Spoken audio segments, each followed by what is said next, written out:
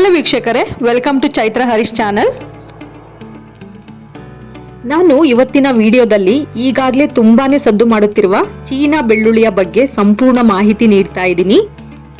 ಈ ಚೀನಾ ಬೆಳ್ಳುಳ್ಳಿ ಎಂದರೇನು, ಚೀನಾ ಬೆಳ್ಳುಳ್ಳಿ ಹೇಗೆ ಬೆಳೆಯುತ್ತಾರೆ, ಹಾಗೆ ದೇಸಿ ಬೆಳ್ಳುಳ್ಳಿ ಅಂದರೆ ಲೋಕಲ್ ಬೆಳ್ಳುಳ್ಳಿಗೂ ಮತ್ತು ಚೀನಾ ಬೆಳ್ಳುಳ್ಳಿಗೂ ಇರುವ ವ್ಯತ್ಯಾಸವೇನು, ಮತ್ತೆ ಈ ಚೀನಾ ಬೆಳ್ಳುಳ್ಳಿ ನಮ್ಮ ಆರೋಗ್ಯಕ್ಕೆ ತುಂಬಾನೇ ಡೇಂಜರಸ್ ಏಕೆ, ಹಾಗೆ ಈ ಚೀನಾ ಬೆಳ್ಳುಳ್ಳಿನ ಮಾರ್ಕೆಟ್ನಲ್ಲಿ ಅಥವಾ ನಿಮ್ಮ ಮನೆಯಲ್ಲಿ ಐಡೆಂಟಿಫೈ ಮಾಡೋದು ಹೇಗೆ, ಅಂದ್ರೆ ಗುರುತಿಸೋದು ಹೇಗೆ. ಹಾಗಾದ್ರೆ ಏನಿದು ಚೀನಾ ಬೆಳ್ಳುಳ್ಳಿ ರಹಸ್ಯ ಹೇಳ್ತೀನಿ ಇಂದಿನ ವಿಡಿಯೋದಲ್ಲಿ. ಮಿಸ್ ಮಾಡದೆ ಪೂರ್ತಿ ವಿಡಿಯೋನ ನೋಡಿ, ಏಕೆಂದ್ರೆ ಈ ವಿಡಿಯೋದಿಂದ ನಿಮಗೆ ಗೊತ್ತಿರದ ಹಲವಾರು ಇನ್ಫಾರ್ಮೇಶನ್ ಸಿಗುತ್ತೆ. ಚೀನಾವು ವಿಶ್ವದ ಅತಿ ದೊಡ್ಡ ಬೆಳ್ಳುಳ್ಳಿಯ ಉತ್ಪಾದಕರಾಗಿದ್ದು, ಜಾಗತಿಕ ಮಟ್ಟದಲ್ಲಿ 75% ಬೆಳ್ಳುಳ್ಳಿ ಉತ್ಪಾದನೆ ಚೀನಾದಿಂದಲೇ ಆಗುವಂತಹದ್ದು.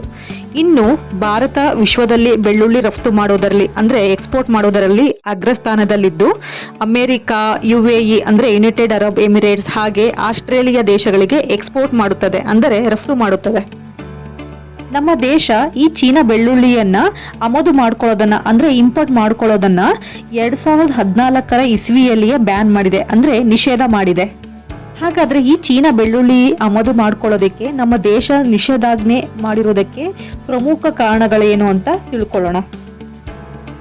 ಮೊದಲನೇ ಕಾರಣ ಏನಪ್ಪಾ ಅಂದ್ರೆ, ಚೀನಾದವರು ಈ ಹೆಚ್ಚಿನ ಚೀನೀಸ್ ಬೆಳ್ಳುಳ್ಳಿಯನ್ನ ಸಂಸ್ಕರಿಸದ ಚರಂಡಿ ನೀರಿನಲ್ಲಿ ಅಂದರೆ ಅನ್ಟ್ರೀಟೆಡ್ ಸೀವೇಜ್ ವಾಟರ್ನಲ್ಲಿ ಬೆಳೆಯುತ್ತಾರೆ. ಅಲ್ಲದೆ ಚೀನಾದ ಪ್ರಮುಖ ನದಿಗಳು ರಾಸಾಯನಿಕಗಳು ಮತ್ತು ತ್ಯಾಜ್ಯಗಳಿಂದ ಕಲುಷಿತಗೊಂಡಿರುತ್ತವೆ. ಇನ್ನು ಈ ಚೀನಾದವರು ಬೆಳ್ಳುಳ್ಳಿಯ ಫಲವತ್ತತೆಯನ್ನು ಹೆಚ್ಚಿಸಲಿಕ್ಕೆ ಮಾನವನ ಮಲಮೂತ್ರ ಡ್ರೈನೇಜ್ ವಾಟರ್ನ ಯೂಸ್ ಮಾಡುವಂತಹದ್ದು. ಇನ್ನು ಈ ಚೀನಾದ ಮಣ್ಣಿನಲ್ಲಿ ಲೆಡ್, ಆರ್ಸೆನಿಕ್ ಅಂತಹ ಹಲವಾರು ಡೇಂಜರಸ್ ಹೆವಿ ಮೆಟಲ್ಸ್ ಇರುವಂತಹದ್ದು. ಎರಡನೇ ಕಾರಣ ಏನಪ್ಪಾ ಅಂದ್ರೆ, ಈ ಚೀನೀಸ್ ಬೆಳ್ಳುಳ್ಳಿಗೆ ಮೀಥೈಲ್ ಬ್ರೋಮೈಡ್ ಅನ್ನೋ ಶಿಲೀಂಧ್ರನಾಶಕ ಅಂದ್ರೆ ಫಂಗಿಸೈಡ್ ನ ಸ್ಪ್ರೇ ಮಾಡ್ತಾರೆ.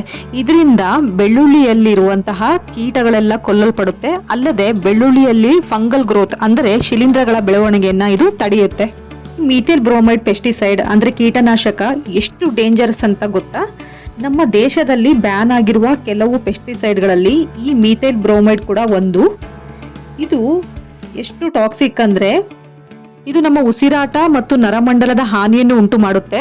ಅಲ್ಲದೆ UN ಪ್ರಕಾರ ಇದು ಕ್ಲೋರಿನ್ ಮತ್ತೆ CFC ಅಂದ್ರೆ ಕ್ಲೋರೋಫ್ಲೋರೋ ಕಾರ್ಬನ್ಗಿಂತ 60 ಪಟ್ಟು ಹೆಚ್ಚು ಅಪಾಯಕಾರಿ. ಇನ್ನು ಮೂರನೇ ಪ್ರಮುಖ ಕಾರಣ, ಚೀನೀಸ್ ಬೆಳ್ಳುಳ್ಳಿಯನ್ನು ಕ್ಲೋರಿನ್ ಎಂಬ ರಾಸಾಯನಿಕದಿಂದ ಬ್ಲೀಚಿಂಗ್ ಮಾಡ್ತಾರೆ. ಇದರಿಂದ ಬೆಳ್ಳುಳ್ಳಿ ನೋಡ್ಲಿಕ್ಕೆ ತುಂಬಾನೇ ವೈಟ್ ಆಗಿ ಕಾಣಿಸುತ್ತೆ, ಹಾಗೆ ತುಂಬಾನೇ ಬ್ಲೆಮಿಶ್ ಫ್ರೀ ಅಂದ್ರೆ ನೋಡ್ಲಿಕ್ಕೆ ತುಂಬಾನೇ ಅಟ್ರಾಕ್ಟಿವ್ ಆಗಿ ಕಾಣಿಸುತ್ತೆ. ಮತ್ತೆ ಬೇರುಗಳನ್ನು ಬೆಳೆಯುವುದನ್ನು ಸಹ ಈ ಒಂದು ಕ್ಲೋರಿನ್ ಎಂಬ ರಾಸಾಯನಿಕ ಅಂಶ ನಿಲ್ಲಿಸುತ್ತೆ. ಕೊನೆಯ ಕಾರಣ ಅಲಿಸಿನ್. ಈ ಅಲಿಸಿನ್ ಎಂಬುದು ಒಂದು ಫ್ಲೇವರ್ ಕಾಂಪೌಂಡು. ಇದು ಪ್ರಮುಖವಾಗಿ ಬೆಳ್ಳುಳ್ಳಿಯಲ್ಲಿ ಇರುತ್ತೆ. ನಿಮ್ಗೆ ಗೊತ್ತಿರಬಹುದು, ಈ ನಾಟಿ ಬೆಳ್ಳುಳ್ಳಿಯಲ್ಲಿ ತುಂಬಾನೇ ಘಾಟು ಇರುತ್ತೆ. ಇದಕ್ಕೆ ಪ್ರಮುಖ ಕಾರಣ ಬಂದ್ಬಿಟ್ಟು ಈ ಅಲಿಸಿನ್ ಎಂಬ ಅರೋಮಾ ಕಾಂಪೌಂಡ್ ಅಂದ್ರೆ ಈ ಒಂದು ಫ್ಲೇವರ್ ಕಾಂಪೌಂಡ್. ಈ ಅಲಿಸಿನ್ ಕಾಂಪೌಂಡ್ ನಮ್ಮ ಆರೋಗ್ಯಕ್ಕೆ ಎಷ್ಟು ಪ್ರಯೋಜನಕಾರಿ ಅಂದ್ರೆ, ನಮ್ಮ ದೇಹದ ರಕ್ತದೊತ್ತಡವನ್ನು ನಿಯಂತ್ರಿಸುತ್ತೆ, ಹಾಗೆ ನಮ್ಮ ದೇಹದ ರೋಗ ನಿರೋಧಕ ಶಕ್ತಿಯನ್ನು ಕೂಡ ಹೆಚ್ಚಿಸುತ್ತೆ, ಹಾಗೆ ಹೃದಯ ಸಂಬಂಧಿ ಕಾಯಿಲೆಯನ್ನು ಕೂಡ ಹೋಗಲಾಡಿಸುತ್ತೆ. ಹಲವು ತರಹದ ಕ್ಯಾನ್ಸರ್ ಅನ್ನು ಕೂಡ ಇದು ಪ್ರಿವೆಂಟ್ ಮಾಡುವ ಶಕ್ತಿಯನ್ನ ಹೊಂದಿದೆ. ಬಾಡಿಯಲ್ಲಿರುವ ಕೊಲೆಸ್ಟ್ರಾಲ್ ಕೂಡ ಕಡಿಮೆ ಮಾಡುತ್ತೆ, ಹಾಗೆ ಕೋಲ್ಡ್ ಅನ್ನು ಕೂಡ ಇದು ನಿವಾರಿಸುತ್ತೆ.